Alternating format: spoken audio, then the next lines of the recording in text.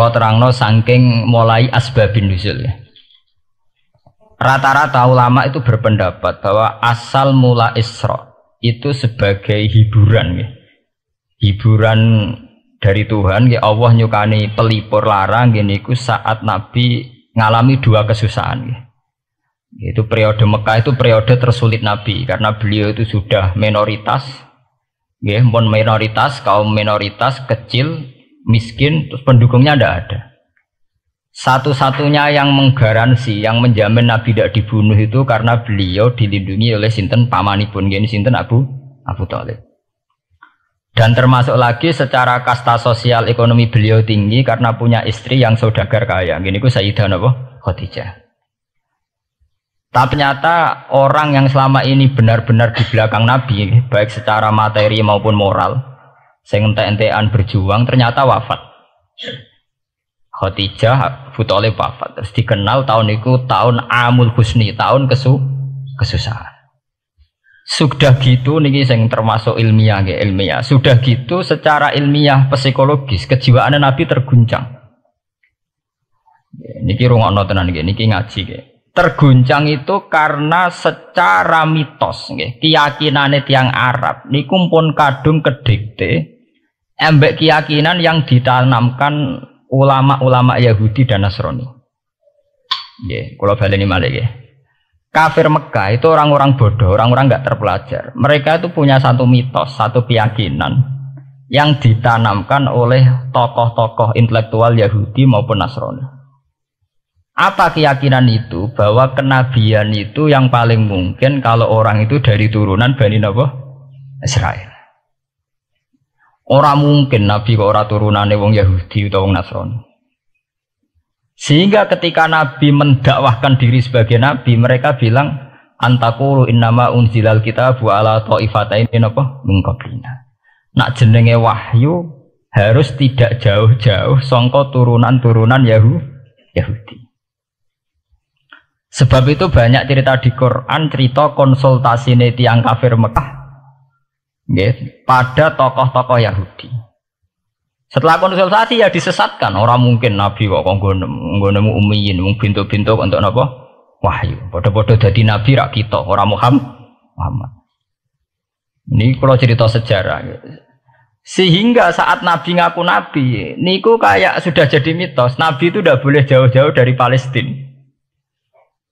Karena Nabi Ibrahim orang Palestina, Nabi Isa orang Palestina, Yahya Zakaria juga orang Palestina. Nabi Musa juga orang Palestina. Semuanya itu tidak jauh-jauh dari komunitas Baitul Aqsa. Ini ku masjid Baitul Maqdis dan Baitul Muqaddas. Lah itu wong kafir pinter. Saking kepengen nyudutno Nabi Muhammad itu sampai Nabi mesti ning Palestina. Ya mesti roh cerita-ceritane Nabi ning Palestina. Lah kowe apa tau roh Palestina? Setelah kowe detail-detail. Nek kowe pancen roh iku pintu masjid ning Palestina Baitul Aqsa jumlahe piro? Terus madepe ning ndi wae. Jadi bahwa Nabi ngeklaim diri sebagai Nabi yang bisa membaca malakutas samawati, baca alam-alam gaib. Niku dites nek iso tenan saiki aku takok jumlahe pintu Baitul Maqdis piro. Nah, niki peringatan kangge santri-santri bahwa semua Nabi itu di luar dites fisik. Artinya zaman Nabi sholat ning masjid kayak teletong unta terus disiksa Abu Jahal itu hanya ujian-ujian fisik. Tapi di luar itu sebetulnya Nabi juga mengalami ujian-ujian intelektual. Ya kayak cerita-cerita di hadis sahih, Nabi itu sering didatangi orang Yahudi ditanya, "Mat, saya punya 5 pertanyaan. Yang tahu itu hanya Nabi. Kalau kamu bisa jawab ya Nabi, kalau enggak ya tidak Nabi." Termasuk takokane, apa pertama yang dimakan ahli jannah saat masuk surga? Takokane aneh-aneh. Terus kenapa anak itu kok kadang mirip bapaknya, mirip ibunya? Soal takut aneh-aneh. Dan itu berlanjut terus sampai Nabi di periode Madinah.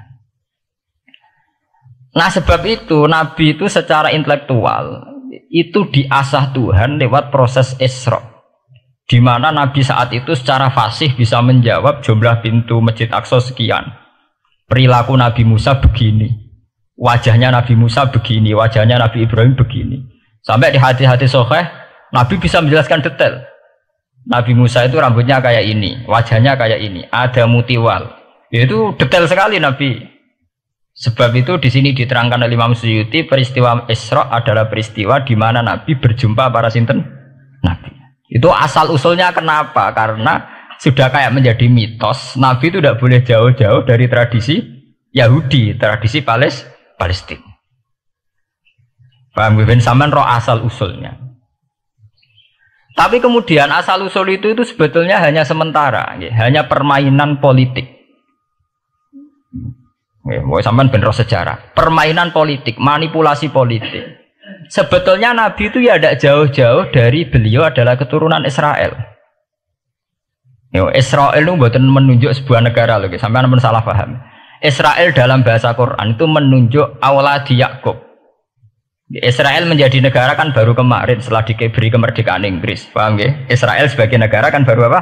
Kemarin. Sehingga istilah Israel di Quran maupun di hadis adalah menunjuk auladi Yakub. So intinya di antara anak Nabi Yakub ono jenenge Yahuda. Yahuda di turunan-turunan itu Bani Yahuda niku diarani Bani napa? Israel. Ternyata setelah dirunut Nabi Muhammad itu tidak beda jauh dengan keluarga Israel. Karena Nabi adalah turunannya Nabi sinten Ibrahim. Okay. Nabi Ibrahim niku gada putra kalih sing gada turunan gini ku Ishak kalian Ismail. Ismail kalian Nabi Ibrahim disalap teng Mekah. Gini ku sing disebut Quran inni askantu min dzurriyyati biwatin ghairi dzar'in inda baitikal muharram. Terus saking Nabi Ismail nurun-nurun ngantos Sayyid Adnan. Ya, mulane nak teng berjanji disebut wa adnanu bila raibin intadzawil ulumin nasabiyah ila dzabihi Ismail nisbatuhu wa muntama. Secara teori ilmu nasab Sayyid Adnan jelas-jelas wa adnanu bila raibin intadzawil ulumin nasabiyah ila dzabihi Ismail nisbatuhu wa muntama. Tapi yang menjadi masalah, yaitu tadi saya sudah bilang, seakan-akan Nabi Muhammad itu orang yang benar-benar berbeda dari dinasti itu, dari keturunan itu. Karena orang Yahudi, orang kafir Mekah di kepentingan menggagalkan kenabian Muhammad, sehingga dilecehno Muhammad bin Abi Kabsah. Oh Muhammad yang cilik di rumah tukangan wedes. Jadi gue nak seneng kiai kan. Inna akramakum indawi atqakum. Cek Ben Karlan, cek Karmin pokoknya takwa ya kia. Ya, itu enak lagi gedeng kiai iku kan. Anake Karlan kok kakean tingkah. Jadi saya Mekah ya ngoten niku. Jadi nak muni Muhammad bin Abdullah bin Abdul Muthalib cek terhormat. Mereka adalah orang-orang bangsawan di seputar Quraisy. Nabi itu kastane Quraisy. Jadi kalau Muhammad bin Abdullah bin Abdul Muthalib cek ketok terhormat. Wong kafir pinter nang istilahna ora Muhammad bin Abdullah. Muhammad bin Abi Kabsah, mereka cilik Nabi tahu di rumah, cara kene ya Karlan yang penjara desa. Mulane Nabi tahu angon wedhus, mereka tahu de bapak angkat sing tukang napa? Wedhus. Lah wong Mekah pinter, dididik wong Yahudi. Kena istilahnya aja Muhammad bin Abdullah bin Abdul Muthalib, iku cek kekerenan, terlalu napa? Keren. Jadi Muhammad bin Ibnu Abi Kabsah.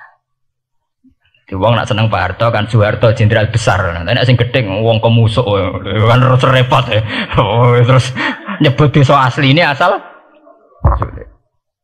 nak seneng bupati ya jadi bupati orang nomor 1 di Bojonegoro. Nak gedeng golekno asal usule. Sing ngoten mun sunatullah mulai riyen sampai kiamat ya. Sunatullah lihat ikut kelas napa? Mengkobel. Walanta jadi sunnatil lain napa? Tabdila. Ya akan begitu. Nah sehingga peristiwa Isra itu satu peristiwa rohani ya. Selain peristiwa rohani nanti akan diwajibkan sholat, juga ada peristiwa intelektual, ada pengajaran intelektual bahwa semua nabi itu harus punya tradisi yang sama, punya karakter yang sama. Jika nabi dalam proses Isra itu dipertemukan dengan Nabi Ibrahim, Nabi Musa, nabi-nabi yang lain. Dan diskusi di situ juga ada diskusi-diskusi. Paham ya? Niki penting ya, penting kalau terangaken karena kalau tanpa tradisi yang berkelanjutan ya, sing disebut tenggene thariqah jenenge as-sanad al-mu'tabar, sanad sing mu'tabar utawi nak tenggene pondok-pondok kitab disebut sanad sing muttasil. Ini nanti semua tradisi kenabian akan melenceng. Kalau melenceng itu ngeri. Karena setiap orang dia mesti ada subjektivitas sendiri, punya versinya sendiri.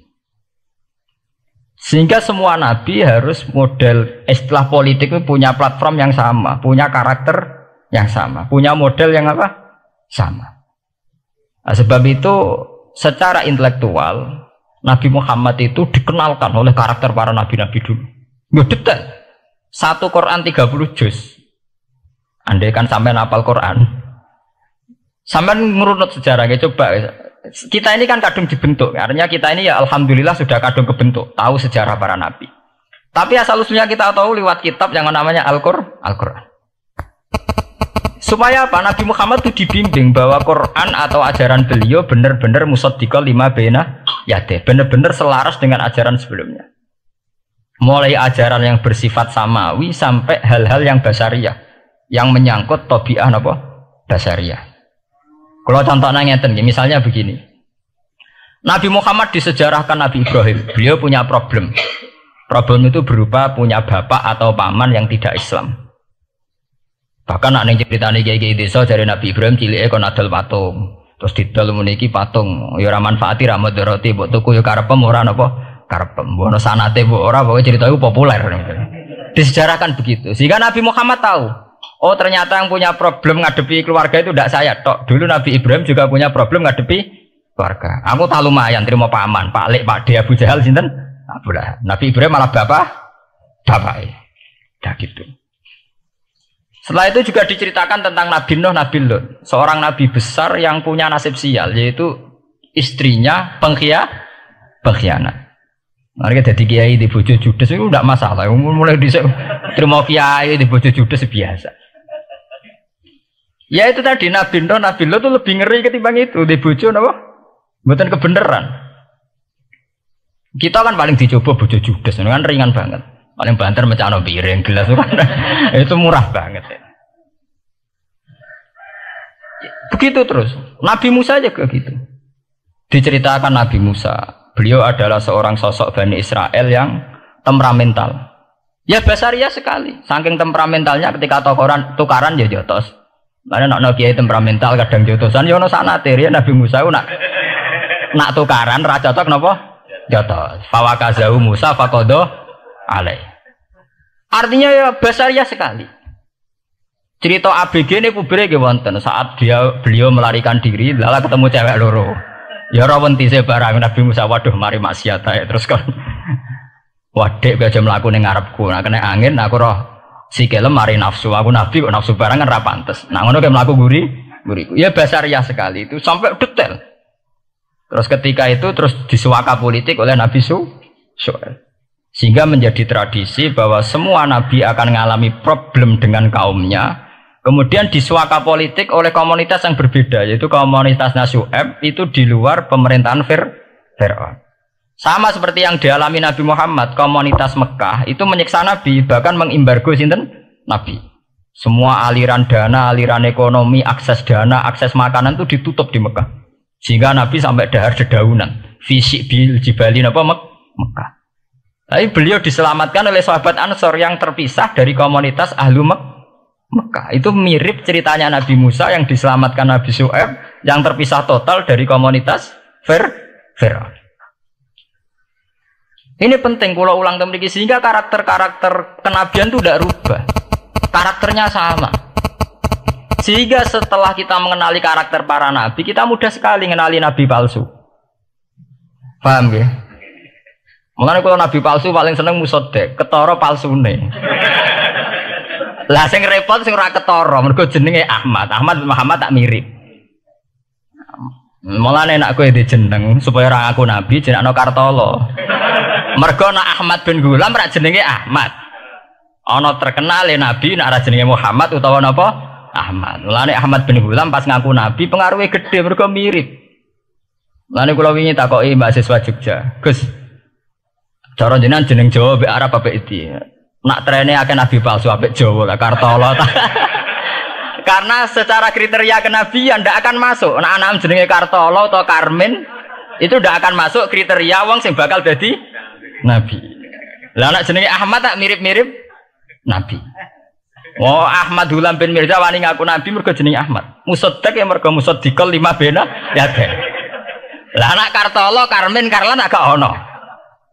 Mulane saiki sing jenenge Jawa kudu syukur. Akan terbebas dari mengaku napa? Nabi. Lho syukur kan gak akan salah.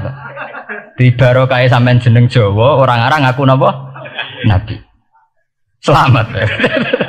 Kudu syukur. Paham ya? Tidak apa-apa, itu harus dinikmati. Ya itu tadi ya, karena Nabi itu punya karakter yang sama, punya tradisi yang sama, yang mirip-mirip. Itu kenapa Quran berkali-kali menceritakan sisi-sisi kenabian Nabi di luar Nabi Muhammad. Karena biar karakter Nabi Muhammad terbentuk, ya, terbentuk dengan karakter Nabi sebelumnya. Tidak melenceng. Kemudian itu ditiru oleh ulama kita. Kita punya guru punya guru lagi, punya tradisi yang sama. Nak mulang kudu istiqomah, santri loro lah kudu diulang.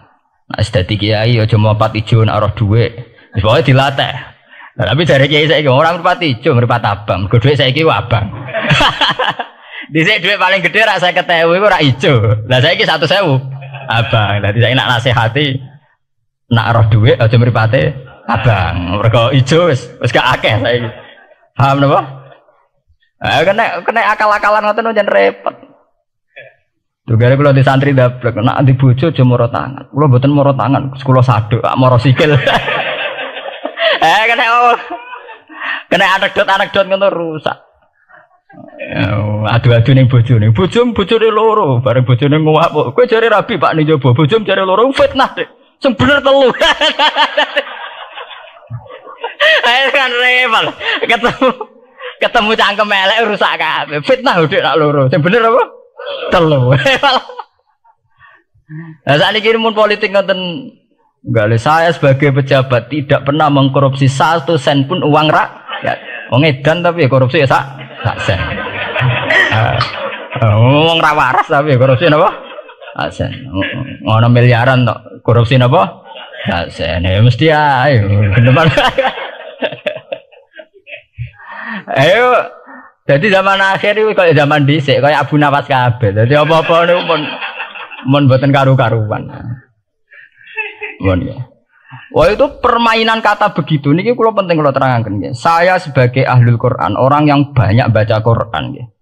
Itu kita akan tahu betul betapa parahnya nggih atau akibat negatifnya dari permainan kata itu. Dan itu dilegalkan Quran, disahkan Quran dalam beberapa ayat.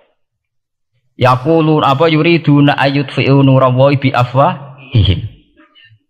Orang-orang Yahudi, Nasrani, kafir Mekah itu ingin sekali membunuh Islam lewat permainan kata bi afwahihim. Yaitu tadi misalnya kalau Muhammad bin Abdullah bin Abdul Muthalib itu kelihatan keren karena masih Bani Quraisy. Tapi kalau diistilahkan Muhammad bin Abi Kabsah, wah Muhammad sing anake Karlan niku, iku ora ummiyin. Balik dadi wong alim terus diistilahno bapakmu sing cilike iku angon wedhus ini. Terus repot terus ajur kah? Kabeh. Itu bi afwahihim. Efektivitas bi afwahihim itu sampai tenggene Tarikh Suyuti wonten keterangan wa min dzalika irtadda jam'un minas sahabah. Dari permainan kata yang ditanamkan orang Yahudi itu sampai banyak sahabat yang murtad. Istilahnya itu jam'un minas sahabah. Meskipun setelah murtad itu ya divonis tidak sahabat. Misalnya menyangkut nasa mansuh. Orang Yahudi pinter, du'afaul muslimin, orang-orang muslim yang imannya masih lemah. Delok le nabimu, wong kok pelin-pelane ngono. Dhisik Ka'bah madhep Baitul Maqdis. Iku wis bener iku, mergo kiblate Nabi Musa. Nabi-nabi dhisik kiblate Baitul Maqdis. Nah saiki gara-gara dekne kangen keluargane banyak dekne cah Mekah, saiki kangen Mekah. Terus kon manggon omahe buyut-buyute. Dadi saiki kiblat diadepno omahe buyut-buyute. Kangen-kangene dhewe tunggu urusan kiblat. Jadi pas Nabi itu masih di Medina. 16 bulan Nabi salate madhep Baitul Maqdis. Suatu saat tok wahyu falanu walliyana kiblatan tarduha. Fawalli wajhaka syatral Masjidil Haram. Sakniki kan madhep teng Mekah. Sajane iki normal saja. Artinya normal ya normal. Tapi orang Yahudi memanipulasi bahwa itu fakta bahwa Muhammad itu memimpin agama dengan cara tradisinya sendiri. Mergo dekne kangen keluargane ra iso muleh. Terus salat madhep daerah dhewe, nggo pelipur lar. Ya jare sahabat sing duwe hafal muslimin diangen-angen ya iya. Nah niki kula peringatan tentang santri-santri ya. Sebab itu kalau sampean jadi kiai itu santri harus punya wawasan intelektual yang luas. Semenjak itu Quran mewahyukan secara nalar sejarah. Ya niku sing disebut ayat inna awwala baiti wudi'a lin-nasi lalladzi bi Bakkah mubarakah wa hudal lil alamin fihi ayatum bayyinatum maqamun apa Ibrahim. Akhirnya Nabi Muhammad nantang ning tokoh-tokoh Yahudi. Apa salahnya saya punya dua kiblat? Baitul Maqdis adalah kiblatul anbiya karena dulu Nabi Musa di situ, Nabi Isa di situ. Sekarang saya menghadap ke kiblat yang lain karena itu kiblatul Ibrahim dan dia lebih senior. Lebih apa? Senior. Sebelum ada Baitul Maqdis itu sudah ada Mekah. Mekah lebih senior, lebih tua. Terus disebut fihi ayatum bayyinatum maqamun apa? Ibrahim. Nabi Musa, Isa adalah periode setelah Ibrahim. Sebab itu akhirnya semenjak perdebatan itu orang Islam bangga.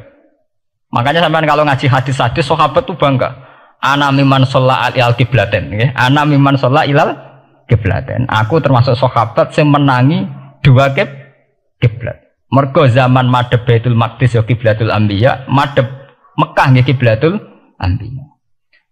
Artinya apa? Perdebatan ini dimenangkan oleh Nabi Muhammad bukan karena mitos atau kultus atau taklid buta, tapi memang secara sejarah kiblat tertua adalah Mekah. Ini disebut inna awwala baiti wudi'a lin-nasi lalladzi apa? Bi Bakkah mubarakah wa hudal lil alamin fihi ayatum bayyinatum maqamun apa? Ibrahim. Artinya Quran tidak pakai teori mitos. Pokoknya Nabi ini saiki aku ya terserah aku, itu tidak begitu. Paham ya? Tapi diterangkan secara kesejarahan bahwa asal usul Mekah jadi kiblat itu rasional sekali. Bukan karena Nabi orang Mekah mboten, memang dulu-dulunya Nabi Ibrahim berkiblat di situ. Jika Quran jawab inna awwala baiti wudi'a lin-nasi lalladzi bi Bakkah mubarakah wa hudal lil alamin. Terus kula bolak-balik masalah Isra ya. Niku masalah-masalah yang selain pelipur lara itu ada petualangan intelektual, petualangan ilmiah, di mana Nabi Muhammad diperkenalkan oleh Allah, ya, diperkenalkan watak para nabi, pilihan hidup para nabi, bahkan tradisi-tradisi para nabi.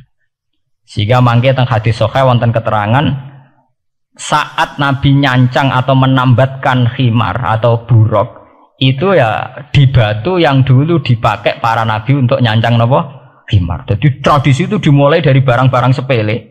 Carane nyancang buruk we nabi mirip sama dengan nabi-nabi yang apa? Dulu. Terus memulainya Mi'raj juga sama dengan nabi-nabi dulu. Mohon niku sing secara ilmiah tarikhiyah. Saat ini sing menyangkut akidah firqah fil Islam. Nah niki kula terangno. Menurut ahli sunnah, orang yang mengingkari Isra itu kafir. Ya kafir, karena dzukira fil Quran. Isra itu dzukira fil Quran. Makanya tadi saya jarang sekali pakai bahasa Mi'raj. Ya, tapi nak teng Indonesia kadung menang merjep peristiwa Isra dan apa? Mi'raj. Pokoknya bahasa kadung salah, kadung menangan ya menangan. Kadung istilah Isra dan apa? Mi'raj. Sebetulnya yang disepakati ulama itu hanya Isra. Artinya yang memungkiri Isra itu kafir karena dzikra fil Quran. Lah kemudian Mi'raj menurut keyakinan Ahlussunnah itu terjadi. Setelah terjadi itu masalahnya biruhi wa jasadihi jami'an ma'an atau biruhi faqat. Nah, kemudian menjadi firqah-firqah yang macam-macam. Ada yang meyakini biruhi wa jasadi, ada yang meyakini biruhi napa? Faqat. Sampeyan kalau ngaji Al-Kawakibul Lama'ah karangannya Mbah Fadl atau kitab-kitab panduan ahli sunnah yang disahkan oleh NU. NU dulu pas musyawarah besar di Jombang yang dipakai panduan itu dulu yang disahkan itu Al-Kawakibul Lama'ah yang dikarang Mbah Fadl. Itu memang kita termasuk ngikuti yang biruhi wajah seti. Tapi sebetulnya dalam kelompok yang biruhi fakot itu ada orang keren di dalam dunia ilmiah. Ini termasuk Aisyah meyakini biruhi fakot. Ya, tapi itu sudah masalah-masalah kemudian berkembang menjadi di luar masalah firqah, terus menjadi masalah said, masalah pengetahuan. Kalau masalah pengetahuan tentu kita ini terus masalah kan, artinya masalah itu. Kalau iman diukur dengan akal ya kadang tidak sambung. Wah itu mokal, orang dengan kecepatan sekian pasti hancur. Dan agama ukur akal terus ya repot. Wong dipendem sudah dibalung ya dibalung, dibakas tangi bareng. Jadi sing disoal ora mek rotok kabeh napa? Disoal. Manjen masalah manusa itu masalah-masalah sing ya begitu. Oke. Mbon niku mboten penting. Nah, itu terus kemudian menjadi firqah. Terus kemudian ada hadis-hadis yang menerangkan proses Nabi dialek dengan para nabi. Kayak ketemu Nabi Musa, Nabi Ibrahim, terus Nabi Idris, Nabi Isa, Nabi Musa. Itu terus diterangkan di hadis-hadis sahih. Ini kalau balik tentang keterangan wau, sebetulnya pertemuan-pertemuan ini itu dimaksudkan Nabi biar punya tradisi yang sama dengan nabi-nabi sebelumnya. Karena ini penting ya. Sama nek sira rasane dadi kiai. Niku kroso banget. Misalnya kita ya. Kita akan dididik ala pesantren misalnya. Kita punya kiai-kiai yang punya tradisi. Misalnya nak rawong nakal, wong minum astagfirullahaladzim, wong kok ngono kan gitu. Ya hanya begitu. Sehingga wis kaya identik angger kiai NU atau amalia NU iku rawani naboki wong sing nyabu. Ya rawani nyadui wong sing lagi minum. Kemudian itu dianggap satu kekurangan atau apa, walhasil kemudian lahir kayak FPI. Orang yang tidak menerima metode itu. Tapi sudah kayak ada janjian tuh begitu. Kiai paling anti kemungkaran lah itu. Misal kiai paling kerengo sopo yang terkenal kerengo. Mereka tidak punya catatan repot bahwa mereka pernah jotosi wong minum. Masih sing sering jotosi santri lah. Itu tetap rata. Terkenal jotosi apa? Wong sing mabuk, wong sing minum. Itu sudah kayak tradisi. Dulu zaman Basim Asari Jombang terkenal ijo be abang, yang wabang ya abangan tenan, sing ijo. Tapi tidak ada catatan sejarah kiai jotosan be pemabuk. Ya memang kayak kita sudah punya tradisi nak roh kemungkaran itu menang kalah itu lewat proses bil hikmati wal mau'izatil hasanah. Kita ini kayak punya tradisi nak roh kemungkaran milih model Nabi wa mahdi qaumi fa innahum la ya'lam. Itu ya kayak ada janjian begitu. Meskipun kita sebagai orang alim ya tahu nahi mungkar itu wajib, nahi mungkar itu begini-begini, tapi ya praktek kita tidak pernah begitu. Kalau di Timur Tengah kebalikan, mana ada terima karuan wong nakal, podo soleh beda aliran halal dibunuh, sehingga wong Sunni yang ngalalo dari wong Syiah nggak ngalalo dari apa? Wong Sunni. Ya sudah kayak tradisi. Sampai nak mau kitab fikih khas Arab, mau biasa muni. Wong ngene iku muhaddarun damu. Padahal ya wong soleh, wong Islam di mazhab apa ini disebut darun apa? Damu. Sehingga kita itu tadi, kita punya tradisi. Saya tuh kalau sedang tahajud, matehai para wali-wali songo atau apa, itu yang terpikir di saya itu hanya satu. Agama Islam itu lahir lewat Quran dan hadis. Tapi kemudian tahu-tahu tetap berimprovisasi, berkembang sesuai tokoh yang membawa. Sampai kalau melihat Islam di India dulu sampai perang besar-besaran, kemudian zaman Abul A'la Al-Maududi, zaman periode Muhammad Iqbal, sampai India pecah, kemudian jadi Pakistan yang bernegara apa? Islam, karena banyak konseptor Islam yang tidak setuju negara sekuler. Akhirnya mereka misah jadi negara Islam Pakistan. Kemudian Timur Tengah juga begitu. Karena Timur Tengah sudah Islam semua, masalahnya itu diislamkan ala Sunni atau ala Syiah. Iran menjelma sebagai aliran Syiah. Yang Sunni dianggap sesat, halal darah. Irak zaman Saddam Hussein pemerintahan Sunni.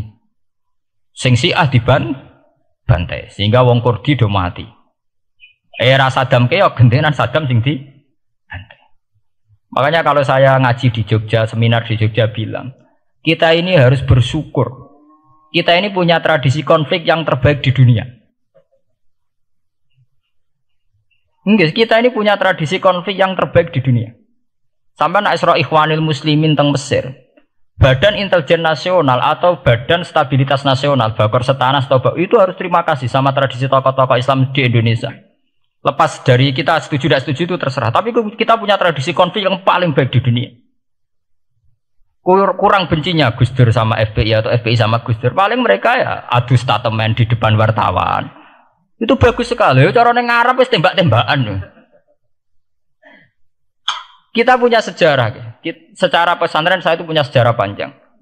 Zaman Mbah Imam beda dengan Mbah Zubair, zaman Kiai Memun beda dengan Kiai yang lain. Paling adu statement saat ada tamu itu paling bagus. Kita punya tradisi konflik paling bagus di dunia.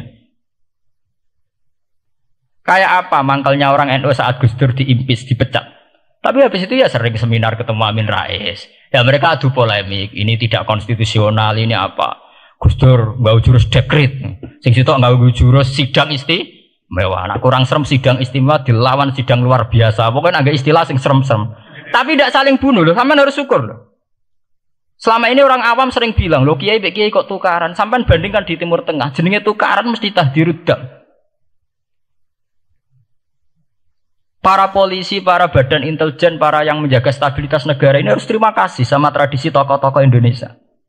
Yang namanya di Mesir, di Irak, di mana-mana jenenge tukaran mesti melibatkan pertumpahan darah.